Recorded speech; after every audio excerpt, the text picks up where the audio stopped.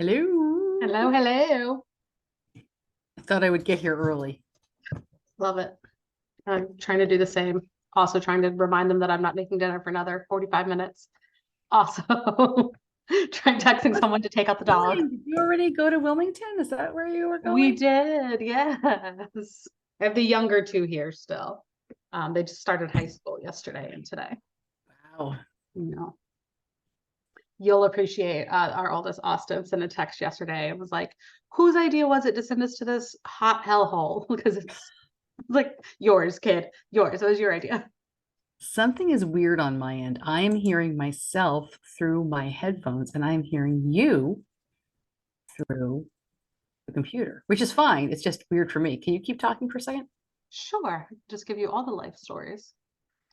It's hot in North Sorry. Carolina. It's hot everywhere.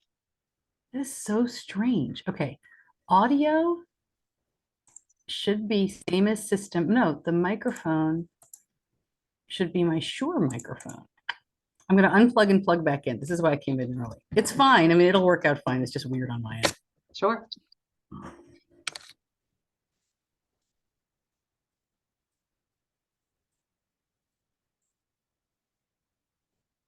All right. What about now? No, it doesn't. It's not reading my.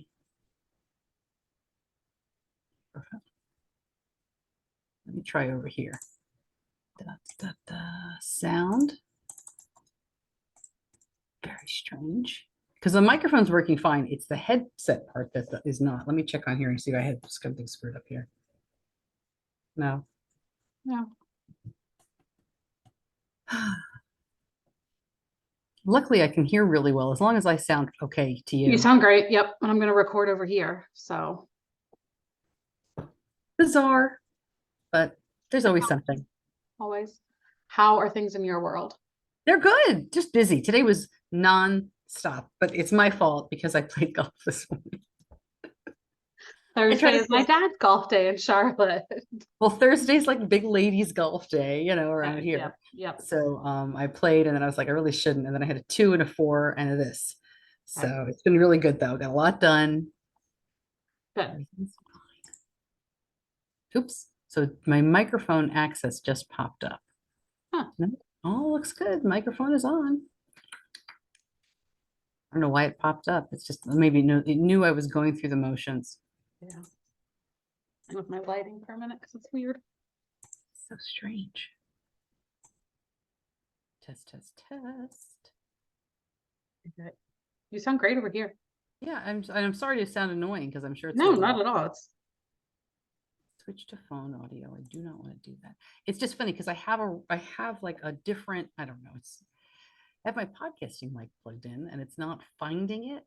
So whatever, we will leave that alone for now. Crazy. Let's see. I'm playing with ceiling lights. Let me plug into the computer. Maybe that'll help. Can you? Oh, now I can't hear myself. But can you talk now? Yeah. What about now? Now you're in my head. Did my sound change? Are you still hearing me? No, you sound the same here. I don't know which is better to do. That's really weird. Well, I figured out what happened. It's not reading the microphone's audio loop back to me. But that's okay. All right, I'm not going to worry about that. Okay. We're gonna have a little chat. Just ask you a bunch of questions. Yeah, we've talked about. Andrea Skinner, who you met, is gonna hop on and do some of the chat stuff that I was doing, dropping a few links in about the resource hub and Mom's Night Out. And thank you. Okay, yes, definitely. We'll make sure I added it. Have I sent this to you? Let's see. No, I'm not putting my light on. That seems obnoxious. I'm going to ask you. So this is, and I'm so sorry. No, you're fine. This is a Facebook Live? Yeah, we're going to go to Facebook in the Caregiver group. Got it. Okay. And then we're going to record it and send it out everywhere, but we're going to keep it in the group to try to draw some affinity there. We've shared it there a couple of times. Hopefully you've seen it, like shared the event, and then we added some language about Mom's Night Out and that event in the event share. So when we do the follow-up, we'll do that as well and chat about it. Excellent. And guess what? What? my microphone just showed up on Zoom, so no, everything is working fine. It was just gonna make you wait to the last minute. Yeah, I don't know what that was all about, but oops, but it worked out fine. Great. This is only half an hour too. Like we're not gonna spend a long time. We're not Yeah, gonna that's great. This is great. Okay. I'm gonna ask you to introduce yourself, talk about transition to college, some prep and education, your communication right now, and do you have any last minute advice? I know, but I know, like, it's funny because I know what you're gonna say. Like, no, I don't follow him. No, I'm not. Like, I'm here I for it. know, I can't feel wait to be terrible there. about it. I'm like, No, I hi, think it's I'm the great. worst. It's been kind of a struggle. I don't know if I want Yeah, to keep that off or on. I know mine's. Let's just fix this. Mine's a little weird over here. It's light enough. You look great. Oh, thanks. It's just one of those things with him, like, I don't know. He's fine. Okay. Our big excitement was his dorm air conditioning stopped working, like the whole building. Ah, And about 3 get days over. in, and he didn't really tell us. And then he's like, I'm handling it. And I was like, all right. I said, if you go to disability, they'll probably give you a portable unit, no problem. Yeah, Other exactly. people were getting portable units. And finally, he put in a request and it was denied. So I was like, okay, now I have to get involved. So I Yep. emailed the head of housing and I was just like, can you just take a look at like what happened here? And she Yep. said, no one should be denied. And he had one by that afternoon. Okay, good. So that was Shoot. really, Glad to hear that. yeah, that's been our big adventure. Wow. I look so much like my mom the way I did my makeup today. Looking at my eyes going, whoa, I have actual makeup on. Same with lighting. That's It's it. just gonna be what it's gonna be. I like it. I like that you're giving me fall colors, like fall vibes. Could you someone else? Well, It's okay that I don't have to have Facebook up, right? I don't have to see the no, questions. I'm gonna have it up. And just keep an eye on the chat and stuff as you're talking, as we're Great, thank chatting. you. And then we will, at the end, I'll say thank you to the sponsors, mention our other off to college events, plug the one on September 20th and others. I'm going to mention our new census that just came out. Yeah, I saw that. Very We're cool. doing. Yeah. And then thank you again and mention Mom's Night Out. I'll probably give you a chance to say something about it too. Awesome. Thank you. Cool. I'm hoping we have some people. You know what? I do these things Even all the if time. not. Sometimes you get 5 people and then the Oh, yeah. replay gets a ton. So Yeah. we'll have a That's good how they time. were last year. Sometimes we would have like literally 12 people live, but then the replay is like 600 people or, Yeah, for something. I'm not worried. Yeah, I'm not worried. It's mostly about doing it and having it checked for sure. Oh my goodness. I know, right? It's like 7 o'clock, but it's time for bed. It's not, yeah, I was gonna say that's my time. In just a second, I'm gonna go. I'll mute myself and just take us live in the Facebook group. Let me see if I have Andrew or anybody else here. I did get the word that the link is officially sponsoring in Providence. Is that right? Like this little trial? Good. Okay. We're getting there. Yeah, it's great. It's Good. great. No, I really appreciate it. Good. It's very cool.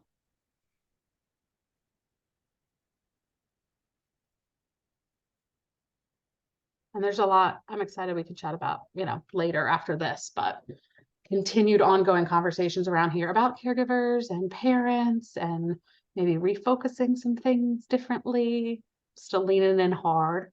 Maybe I'll get to work a little bit more in that area and nurturing some engagement and that we can have a little bit more of a focus on it for like maybe actually for real this time. I don't know. I realize like we've talked about this. It's hard. It's so hard, right? I mean, we're all stretched a million different ways. Right. We're gonna too, see I'm what we can sure.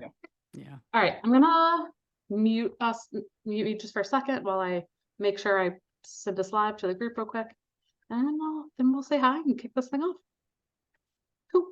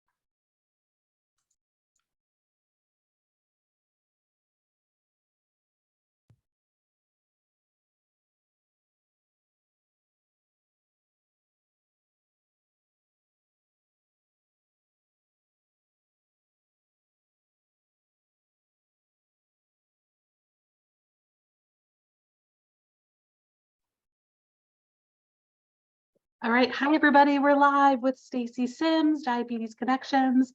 I'm Diane with the Diabetes Link. Hi, everybody. Thank you for joining us here today. We got a little feedback. We'll fix that. We're going to have a little conversation this evening with Stacey. I'm going to give her a second to introduce herself, but this conversation tonight is the reason we're doing it in our parent group specifically is because it's just for you. It's just for us, parents who have young adults that you just handed them off to college, or you're starting to enter the college experience and you're not sure what to expect, or you're terrified, or you're thrilled, or it's all of the above. So we're going to chat with Stacey a little bit about her personal lived experience as well as her journey along the way. Thanks for joining us, Stacey. So glad you're here. Oh, I'm thrilled to be here. This is great. It's been an interesting couple of weeks, as I'm sure it has been for everybody. Indeed, absolutely. Well, why don't you give us a little bit of background? I know as a mom of a younger teenager with diabetes that I first got introduced to you through your book, The World's Worst Diabetes Mom. And so I know of you in the caregiver community on my own, but for our parents and part of the Diabetes Link community, why don't you give us a little background about your work in this space, how that was inspired by your family's experience, and then kind of where you are right now with college. So my son was diagnosed with type 1 right before he turned 2. He was 23 months old, and he is now 18. He'll be 19 in a couple months. It's bananas. I also have an older daughter. She's 22. She does not have type 1. And I am the author of the World's Worst Diabetes Mom book series that you alluded to. I'm the host of Diabetes Connections, which is a long-running podcast for and about people with diabetes with a focus on people who use insulin. It's not so much about my family. We do talk to my son sometimes. I've had my daughter on a couple times as well, but that is news information about technology and treatment and cool people in our community. And yeah, my son went to college this year.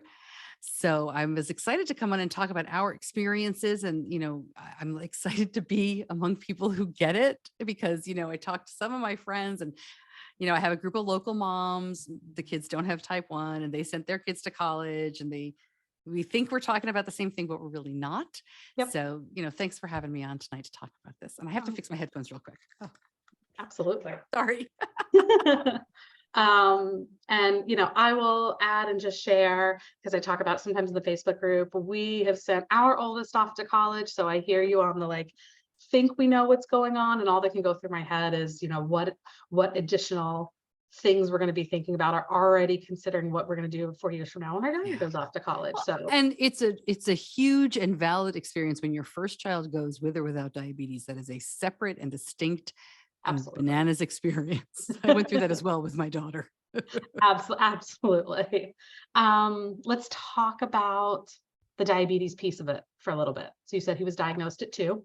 So, in our parent, in this caregiver Facebook group and community, we obviously have families that come to us and connect with us at all stages of diagnosis. For some of them, the young adult was diagnosed maybe a year or a month ago or a couple of years ago. For some, they were diagnosed very early on in childhood. And so it's a different kind of transition for everybody, which we recognize. It's a personal journey for everybody. We're just here to talk about our stories. But if you wouldn't mind, just talk a little bit about how your experience, his experience with diabetes has influenced your life up until now. Sure. Between now and college, what did that mean for your family life? How did you manage? Just the nuts and the bolts. Yeah, sure. So, like most people, when my son was diagnosed, we said, oh my gosh, what do we do? How do we do this? What does this mean? He was diagnosed back in 2006. So it was a very different time. We were super excited that Lantus had just been approved for toddlers. So that was the big advantage of long-acting insulin. We didn't have to worry about NPH and regular.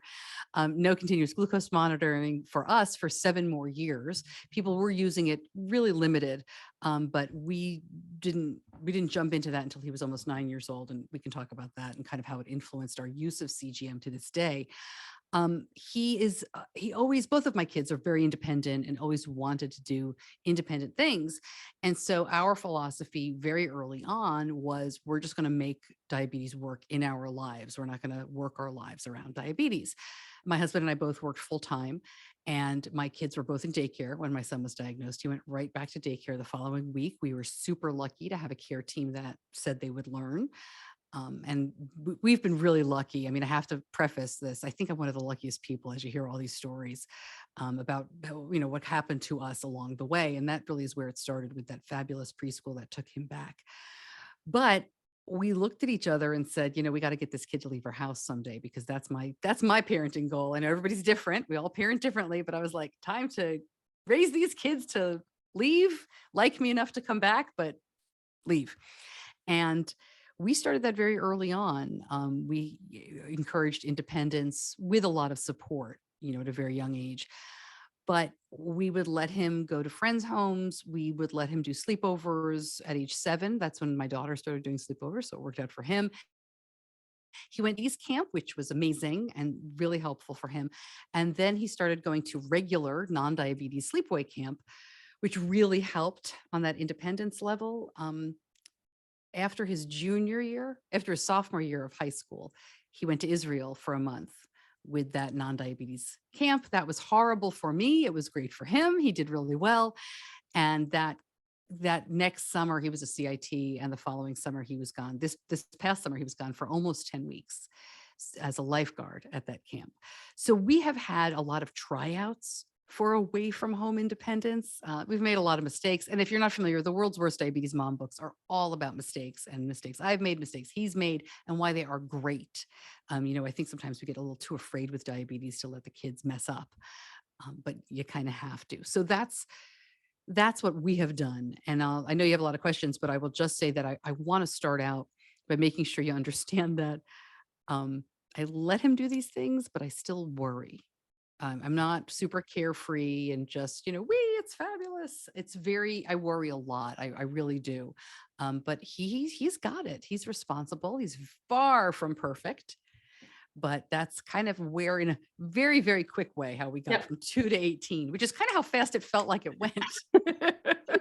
Absolutely. I also really love that context of that you still worried, because of course we do. And it's a lot of work. And especially when you're diagnosed young, have a child who's diagnosed young, there's a huge learning curve on the parent side. And then you're supporting their learning curve as they take over their independent management. And it's work, it's intentional practice and work to hold space for your worry, to be able to allow those feelings and not project them onto your kid and let them go live their things. And I also not perfect, and it's a major work in practice, just for sure. We'll see. But it does sound like through some, intentional choices, family, lifestyle, lived experiences, that you had some practice, significant practice of him being away or being more independent, transitioning to college. And, I'm gonna imagine that has been a huge part of the success and you feeling ready, prepared for this. Yeah, without a doubt. And I think it got him ready too. My daughter, it was funny. She went to college. She just graduated. So she went to college 4 years ago. And she called me after the first 2 weeks and she said, you can tell who's never been away from home. You can tell who's never been to camp. You can tell who's never, unpacked for themselves. And she said, those kids, because I said, oh, are they all right? And she said, everybody's doing fine. She said, but it's a bumpier transition. You can tell that these kids are really, they just are having a harder time entering college. And I thought that was really interesting. And it kind of solidified those decisions to help my son do more and be more independent. And it does help you when you realize that weird things can happen away from home. And if your child knows how to ask for help and manages those situations, then you can think, okay, well, this happened before and he did this. I'm going to be okay. I will say real quick, just one example I wanted to give. You've already mentioned like when a child is diagnosed maybe at age 16 or 17, right? How different those circumstances are because they are independent perhaps without diabetes, but then there's a whole new learning curve. I have a good friend whose child was diagnosed 2 months before college and she wound up renting an apartment for the first month of school just to be near him, which I think many parents would say, oh, what a helicopter parent, or, Stacey must think that's a terrible idea. I actually think that was a fabulous idea because, what a learning curve diabetes is to begin with, and then college. And so I thought that was a really good compromise for everybody to let him go, let her let her learn because she was learning too, Mhm. and then to come home when they felt safe and comfortable. So I give that as an example. It's kind of two ends of the spectrum, right? 2 years old and diagnosed at 18. Just to reiterate that we really do all do this in our own ways. Absolutely. And that it's an individual journey Oh and yeah. there is no right or wrong way. There's no handbook, just like there isn't for, managing diabetes itself. There's no handbook for making this transition. Yeah. Um, okay, so talk to us a little bit about the decision on attending college. Was it like a foregone conclusion that like, yes, he was going to go away to college? That was just his plan, your plan for him, the expectation. And was diabetes a factor in any of those considerations or thoughts, like how far away he went or what kind of campus he was looking for? How did that play in as you started the process of thinking about going away to college? Yeah, I think that's a great question. For us, it did not come into play very Okay. much. I was hoping, I live in North Carolina. I was hoping my kids would stay in North Carolina. We have so many great colleges. They both said, no, thank you. We're going here and there and everywhere. Um, I, I really encouraged Benny to stay on the East Coast, just because his sister went to school in New Orleans at Tulane. And that's an 11-hour drive for us. And while it was fabulous, we did learn that's hard. She can't come home for a weekend when they're evacuated for hurricanes. She's coming. We have relatives in Birmingham, Alabama. So she did Mhm. go to them, but she wasn't coming to us. Right. It was really, so I kind of said to him, I think it would be easier. But his top choice was Boston, Okay. which is pretty far from me too. So he didn't get in. So I would say no, it wasn't really a Okay. factor. He wound up in Northern Virginia, which is fabulous as far as I'm concerned, for Great. me, selfishly, because it's Just 6 hours enough. So away. close but far. Something but Right. that's not I will quite North say, Carolina. you can probably tell I'm not a native North Carolinian. I am from New York. And so the fact that my son thinks he's going up north to Virginia cracks me up. But no, I mean, I think that's a really good question. And it does, differs family to family, obviously. Absolutely. It did not occur to me to limit his choices because of diabetes. I don't think I would have felt super comfortable if there was such a thing as a college in the complete middle of nowhere Right. with no health services. I'll tell you this, and we can get really scary. The school that he's going to, he's going to George Mason. I don't mean, there's no secret. They have a campus in South Korea, and he's Mm. like, I want to go, and I was like, oh. So we'll let him, Of but course. ask me about that next year. So Yeah. no, the answer is no. It really didn't come into play. Although I definitely, I got to tell you, I would feel more comfortable if he was at UNC Charlotte, half Yeah. an hour away from me, Well, but to your not to point be. of like, earlier, even early on, in your family journey, that the worrying is still back there. It's still in your head, but that you are, actively choosing not to limit his choices or to be able to, support that as much as possible. Yeah. Sounds great. And again, like everything, it is individual. There are some kids who don't want to go super far away for a number of reasons. There may be kids or families that do, a transition year or a gap year or a year at home. We've read a few stories and I've been in touch with a few families that have made that choice, Yeah. like diagnosed, and any choice is the right choice. It's Well, I'm going to push back just a little bit, Yep. and say if you are limiting your child's choice of college only because of type 1 Yes. diabetes, it may be worth a conversation among your family as to what you think that's all about. And I can't tell you, right? I can tell you Yeah. people have gone successfully to college all over the world, Yes. and been okay. But I would say that if that is the only limiting factor for you, that your child can't go to their dream college because of type 1 diabetes, I would sit with that. I would examine that, and I would figure it out because it may be that your child cannot handle it, right? Maybe that's a Right. decision you're making because of valid health concerns. But if it's not, I'd sit with that for a little while and kind of have a conversation among your family and with your endocrinologist and your healthcare team. I actually really love that, and I appreciate you reframing, that direction I was going in. While yes, it's individual, and each family and each young adult is ready for different things. But I Absolutely. should preface that with leading with your young adult's interests and wishes first. What do Yeah. they want to do? Do they want to, stay closer to home? Do they want to go further away? And then basing, your planning around that is definitely key. And for sure what we're here for. At the diabetes link specifically, we're here to help young adults thrive, full stop. Yeah. And that means just living fully, and there's no reason for diabetes to stop any of that at all. I love it. Yep. But I appreciate you, bringing that back. And that's why I love that we're having this conversation, because we all can have food for thought. Did you have any concerns? Again, I know like we leaned in that you had, a lot of independent management, that he had a lot of practice at independent management, and you guys really worked towards it. Did you have any initial concerns, especially having had a daughter who'd gone on to college already, about him managing at college, specifically in the college environment for Oh him? yeah, I'm totally worried. He's terrible. I mean, he's responsible, right? He's a responsible kid. I mean, and maybe we should have led with this. Like my son is not a perfect diabetic. We did great when he was a little kid, no CGM till age 9. So the parameters were very different. Like they wanted you, time and range was not a thing. Especially when before he had an insulin pump, we were like trying to measure these little crazy doses. They didn't have half unit pumps or pens. It was, Oh, wow. Yep. it was very different, but we did really well. In terms of A1Cs and stuff like that. And in terms of, knock on wood, never been back to the hospital for diabetes emergency, never been in DKA, never had large ketones. I think some of that is my son's body. I think this is anecdotal, not doctor stuff, but I think different people are very different. Some kids get ketones immediately and some people do not. I say all of that to say that when he got an AID system in high school, he uses Control IQ. I was like, this is a miracle. His A1C was amazing, like numbers we'd never seen. And then our whole plan, I'm getting to answering your question, our whole plan all along was that he would be 100% independently managed his senior year. Okay. I would only help in emergencies, senior year of high school.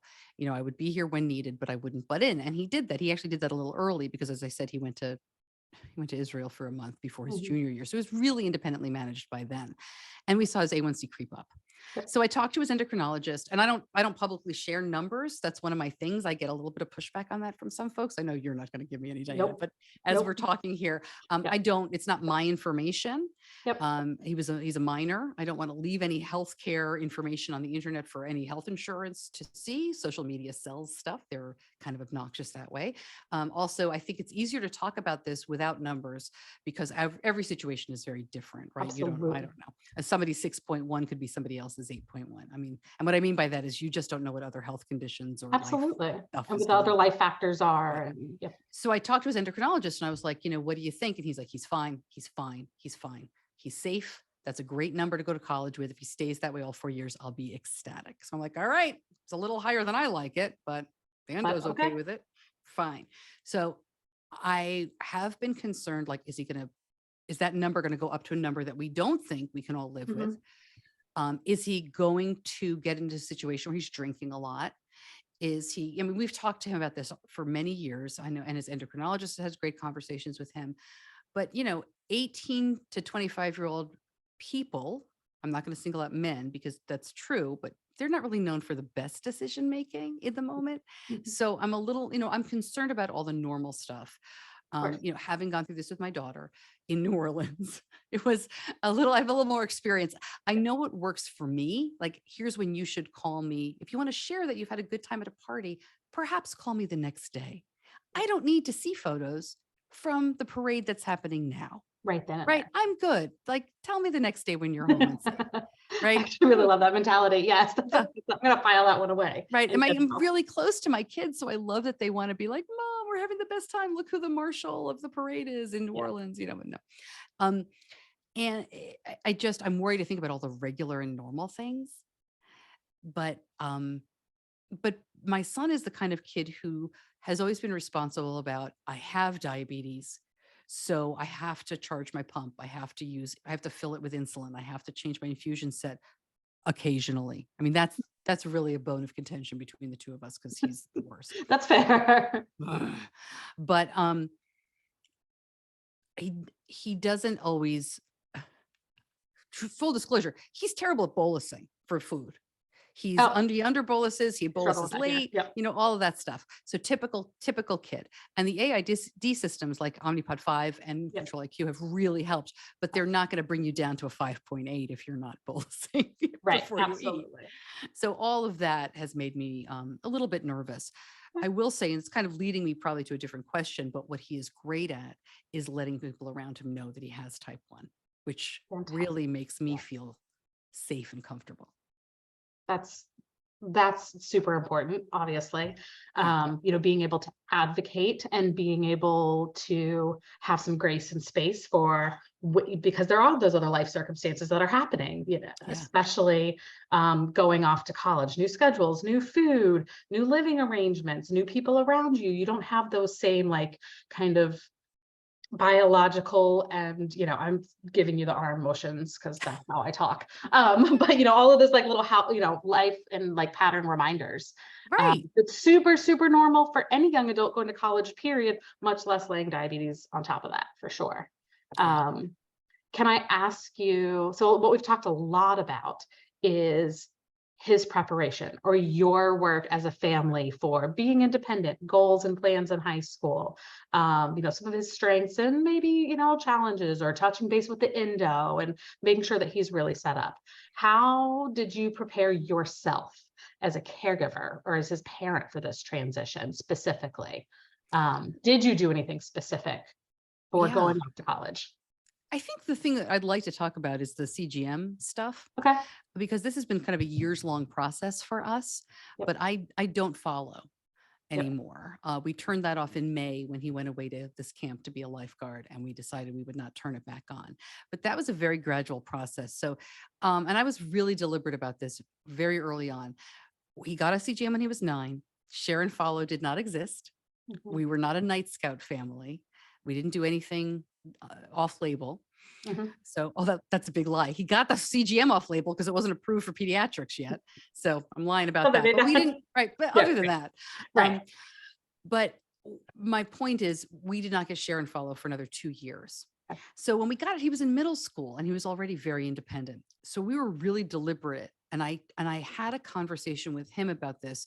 And I really encourage you, if your kids are younger, or even if they're not, we had a conversation at the beginning of every school year about following and what actions I would take. Because if you don't have a plan for following on a CGM, you're just going to be calling and panicking and making your kid angry. And it's crazy. So what we would do is say, if you're high for this amount of time over this number, I'm going to text you. If you're low, if you're below this number, I'm going to text you, and you have X amount of time to get back to me. And we changed that as he got older. So by the time he was a junior in high school, my high alarm was off. Of course, I looked at it 5,000 times a day, but my high alarm was off. By probably, I don't know, 6 months later, the low alert was off. Now the urgent low stayed on.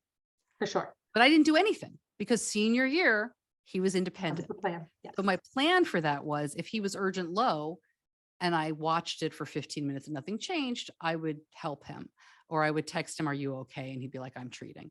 And that's what we did. And it was a gradual process from age, let's say 11 to 17.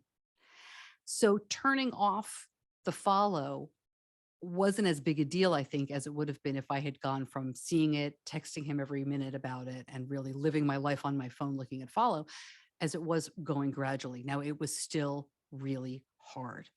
The first week without follow was awful. I I appreciate felt like you an acknowledging addict. that too, even though you had a plan and it It was sucks. going, and it was a multi-step. That doesn't mean it's not hard on this end to like pull the trigger. Yeah. Also, I would just hit the button on my phone and it would be empty. Yeah. I'd be like, oh, because you just wake up in the morning and you're like, Facebook, weather channel, check, follow. check. Now, you can tell them if you want, no big secret, but I do still have Dexcom Clarity. So I can't see what's going on in real time, but I can see backwards and see how things are going. And he is acceptable. He is within our limits that we have that we had set. So I'm really happy about that. Do I want him to do better? Yes. Pre-bolus, let's go. But he really is safe. And I hear from parents of kids. I have a circle of moms that are older. Their kids are probably in their late 20s, early 30s, and they hear what his numbers and what his trends are, and they're like, shut the F up. Because if we had the technology you had, like, we would have been sitting pretty too. You're doing great. So it's a different time with different parameters, but I'm getting off the topic. I think having that plan and figuring out how to follow prepped me, to answer your question, to really be in a place where I'm concerned about him, but I'm not thinking about it 24/7, which is not where I was a couple of years ago. That's fair. And that's huge growth. And I think, like you said, from other moms, anecdotally, other parents in this group in particular, that's one of the number one conversation points and topics is how to prepare, how to let go, how to aid them. And the Dexcom follow is a huge piece. And, you know, what's the saying with information comes great responsibility, or that, you know, I'm paraphrasing it for the good purpose of this, but you know, there's so much out there. There's so many ways to stay connected. There's so many tools. There's so many amazing things. And also that can sometimes get in the way, the forest for the trees. Yeah. We're going Well, through. you also need to make sure the tools are working for you and you're not Right. working for them. That's Make a sure great they are your workers. You're not working for them. And that can really happen with Dexcom Follow. You can Absolutely. find yourself a slave to the screen, and So it what really it's should be a tool that you're using. I love that. That needs to be on a t-shirt, not a t-shirt, but it's in my book. It's in my second book. Oh, great. I haven't read the second one yet. So there we go. That's why I didn't know. Right. Fair. I'm looking, like, glancing through, because we've kind of talked circularly around a lot of like the things that we were thinking about and questions that I commonly see.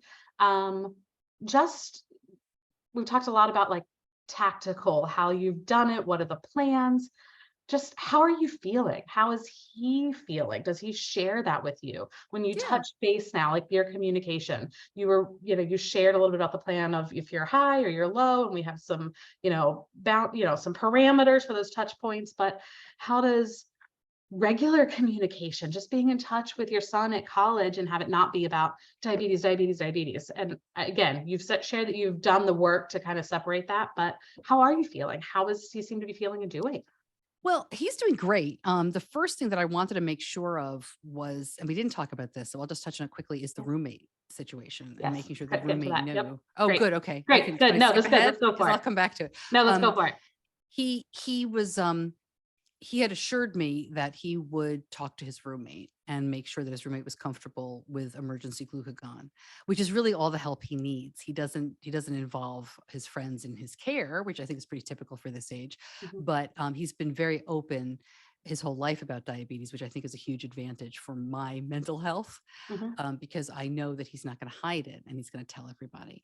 So I asked him, and I interviewed him for my podcast, which aired a couple of weeks ago. And I asked him, like, what would you do if your roommate said, no, like, I'm not going to help you? And he was really taken aback. He said, I do this all the time, and I've never come into contact with somebody who's like, no, I'm not going to do it. And he said, I probably has to change roommates. He goes, I think that's a health hazard. That's not acceptable. And I was like, wow, all right, good. I like to hear that. So, your child advocating for themselves is really the biggest thing that they need to do. It's like the best skill. I would rather he advocate for himself than pre-bolus all the time. I mean, honestly, to pick one or the other. If you had to pick, that's what I would pick. Yeah. I mean, everybody might pick something else, but he talked to his roommate. The roommate was totally cool with. We use. He's got both the Baqsimi nasal spray and the Gvoke glucagon. So either one of those is a great alternative. Just a couple of years ago we didn't have those, which sucked. So that's really great. And once I knew he did that, I mean, our conversations are probably pretty typical in that you're like, how's the food? How's everything going? Did you make friends? How are classes? And then, how's your diabetes? Like you save it to the end, but you still work it in. I haven't texted him much about diabetes. I text him and I thought I would text him every single day. I mean, I really thought I'd be like, are you okay every day? And I did that for about the first week, but I don't feel the need to do that. Part of that is just my style of parenting. Sure. Also, he has had diabetes for so long, like he knows. So that's been a surprise for me, but I'm trying really hard not to get super specific about diabetes and just say, like, do you need anything? How are you feeling? Are you doing okay? Rather than kind of open the door and let him, like, do you have anything you want to share with me? I'm here. I've forgotten about it. Like, I know it's still there. It hasn't surprise gone away, but you open the door in case there is anything without saying, report out to me on this, and this. Exactly. I absolutely love that. Yeah. And I get nothing pretty much. I get like, I'm fine, Mom. I'm fine. Yep. Well, and I think that's important too. Like you said, you're not texting about it as much. That's what's working for you guys. we've heard from some families that, having two kind of separate pieces of communication, maybe there's a little family chain, or, mom and dad, or, whatever those family dynamics look like, and kid, that are just like a diabetes check-in, so that the rest of the conversation can be a different kind of space. And for some, that overlapping it, having it be more holistic. Yeah. But but again, having them lead it, going back to Oh, the parents, yeah. If your having kid them is lead what telling they you, want to share. What do they need support with? Not what do you need to know to be more comfortable? As you said, as long as we know that they're safe, they're communicating with roommates, there are appropriate emergency protocols set up, such as, rescue, yeah, the and glucagon. and the peer support, and some, like, you've got those pieces in place, that they are safe, and that they're really okay. And what do they need to help them in this process versus what do we need? Yeah, for sure. I love that. The roommate was like the big piece that I wanted to, in communication, turning it out. You've had practice working in a family and communicating and building those soft skills around it. And then that advocacy piece, talking to roommates. Any other, suggestions that you have, or things that seem to be working for him in terms of professors or school? I know you mentioned, about, trying to call the housing accommodations. You and I chatted about that, like, Oh, to do that or not.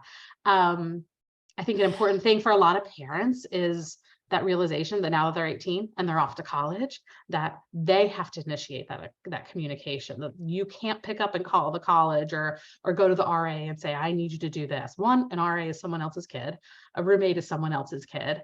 You can ask, educate, drive awareness, but know what those channels are as a parent for official support. If it's campus security, if it's the Office of Disability Services, if it's, residence life, and support your kid, your young adult, in using those channels effectively and advocating for themselves, and then helping them to have, like you said, those conversations if they're not as comfortable as, say, yours is on, advocating for yeah. themselves.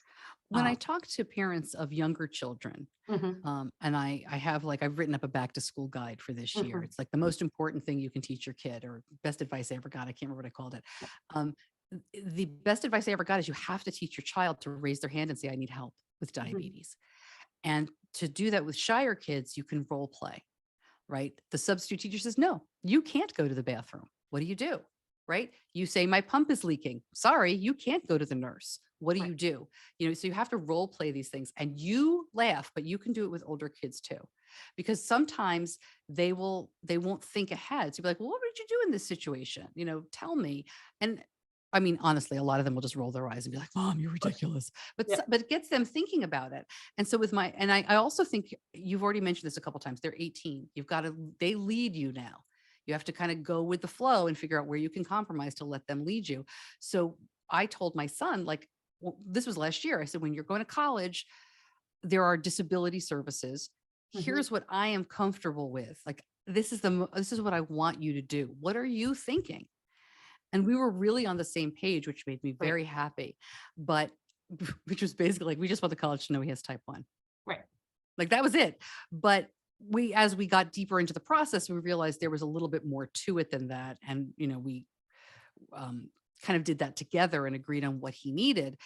But it was his call ultimately. And that's really, really hard, especially I think if I talk a lot about in the books and everything else, like when your child is 2, you do everything for them with diabetes. You're doing everything for them anyway. And then it's hard to let go as they grow up. And you have to kind of force yourself to give up those diabetes tasks and let them do it and mess it up and let them do it in ways that aren't the ways you would do it. And if you're able to kind of do that, that by the time they do go to college, it's a lot easier. I think it would be very difficult if you started to help them become independent a month before they left. But I think even if that happens, there's a lot you can do. And it's through conversation and listening. The kids just want to know that you trust them and that you think they can do it and that you're empathetic to them. And I got to tell you, I prioritize my relationship with my son over amazing time in range and A1Cs. We're just not the kind of family where if I had said I need more control over this, that he would have responded well. It just is not the way we worked. So for us, and I worry sometimes, right? I'm like, oh, in 30 years, am I going to say, oh, I wish I did it that way? Or, parenting stinks because you're never finished. There's no finish line. You don't know if you did it Absolutely. right. So I think he's a happy, healthy kid. My endo's happy. And, I don't know. So I know. Well, don't you wish you tuned in? And I was like, here's how to do it. I got all the answers. But I mean, of course, there's so many parents, all of us, myself included, that would love the checklist, right? To say, oh, okay, here, this is how I did it. This is what works. Boom, boom, boom, boom, boom. But I think the whole point of this conversation and why we wanted, to this opportunity to talk with you is because it is individual, because there is no exact one right or wrong, choice. It's a series of choices. And, we're all figuring it out as we go. And that power of peer support, that power of like education, learning, looking into things, talking to people, having conversations between you and your child, but also in peer groups, support groups like this group, like others that are out there. There's lots of great like resources out there now, for parents and caregivers as well as young adults, and we all need it. And so I think to get your perspective of living this in your family, and then like you're in it right now. We weren't necessarily looking to have a like tied up with a pretty bow experience to share with our parents and families, because that's not what our young adults are living. Our young adults are living it right now, and we all are too. So I really, really appreciate your time, just giving us a little glimpse on like how you got here, how it's going, some of the important, things to talk about, some boundaries and some guidelines, that emergency preparedness, making sure that, that's kind of still covered, talking to roommates, and just really just sharing your individual story. Hopefully for everyone that's, tuning in or listening now, or we'll catch up later, that there's some, reassurance that you got this. Your kid absolutely has this. And there are a lot of resources. There's a great community out here. And we'll figure it out together. Definitely. And we did, as I said, I did a podcast episode with Benny not too long ago. If you're interested in kind of hearing a kid's side of the conversation, or young adults, you can definitely tune in for that too. I love that. Well, as we wrap up here, let's talk about a couple of those other resources. I just referenced that there's a lot out there, and we know some of the things that you've done, but let's talk a little bit about what's out there, just to kind of remind everybody. I will, in addition to that podcast with him, I remember seeing it. So I'm excited to go watch it. On the diabetes link side, the majority of the work that we do is for young adults, by young adults, right? Supporting young adults means supporting their families and their caregivers and their parents.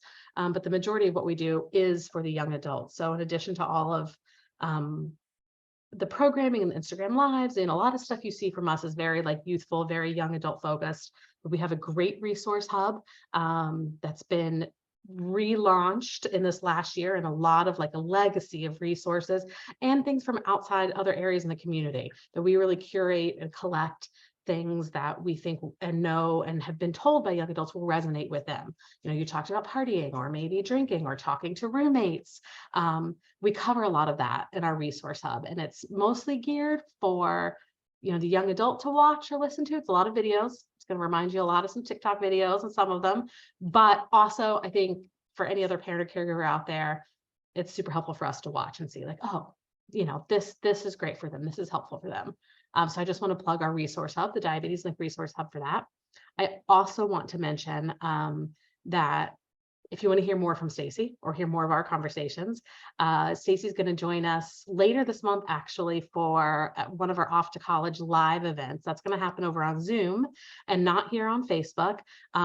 It is a Just for Caregivers event. So just acknowledging a little bit like more in depth of the conversation we had tonight, but acknowledging the caregiver piece. How are you working through it? What does that communication look like? What are tips and tricks to kind of help navigate the transition to and parenting your child for independence?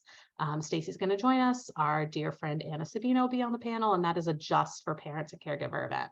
And you can sign up for that on our website as well. And lots of other Off to College programming that we have going on. This fall, some of our programs and our events will kick off for the families, those of you that are maybe your students in your junior year. and just starting this kind of college journey, or starting to think about it, starting to look at schools. How does diabetes tag along on your college search? And, you know, some of the questions we talked about earlier, Stacey. So we've got a lot of great programming coming up in this off to college section. I do want to mention, because the Diabetes Link is proud to sponsor your Mom's Night Out event. So I do want to give you a second just to talk about that and tell us. We shared it when we shared the invite here. We're super proud to be a sponsor of it. Love the opportunity for parents and caregivers and moms specifically to get together and have some support in person. But why don't you tell us just a little bit about what that's about? Yeah, and thank you so much for that support. You know, because as you said, like the young adult experience is unique. The mom experience is a completely separate experience and a unique one. And I wanted to give moms of kids with diabetes a chance to get together by ourselves. So Mom's Night Out is a new event. We had our first one in Charlotte this past January. It is a conference for moms of kids with diabetes. So we've got everything from, you know, technology and education and great speakers to cocktails and crafts, to breakfasts that are sponsored, to dinner, and we have a champagne toast and you get a swag bag. And there's lots of really fun stuff. So it's for moms and grandmoms. If you want to bring your mom, a couple of people did that, and that's a lot of fun too. But it's a really neat getaway. It's an overnight event. So the next three are Dallas, Texas, then Providence, both in October, then Charlotte in February. And I'll just give you a promo code for you guys real quick. There's a back to school special right now. So the promo code is school30, school and the number 30, and that saves you $30 off registration.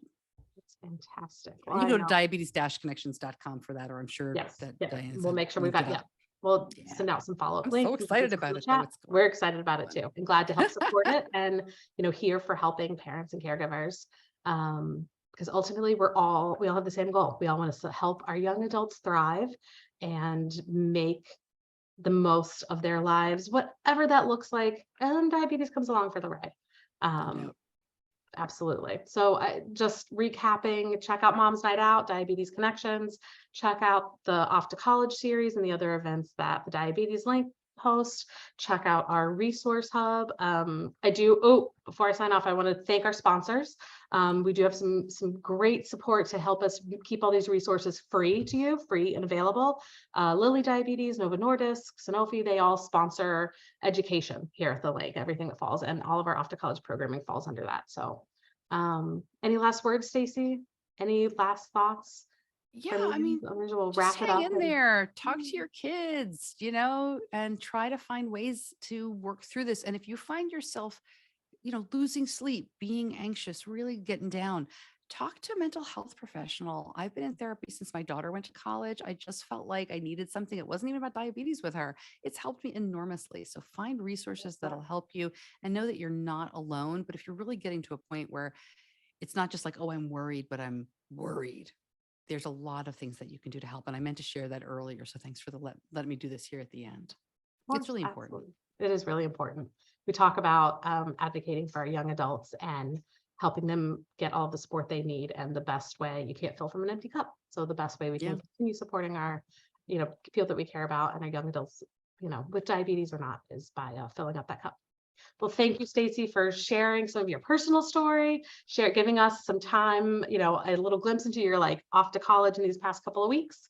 And if you guys want to tune into some more, see some more, definitely sign up for our next event and later this month, just for caregivers and some of our other stuff. And we'll talk to you soon. Thank you so much. This was great. Thank you so much. Bye, everybody.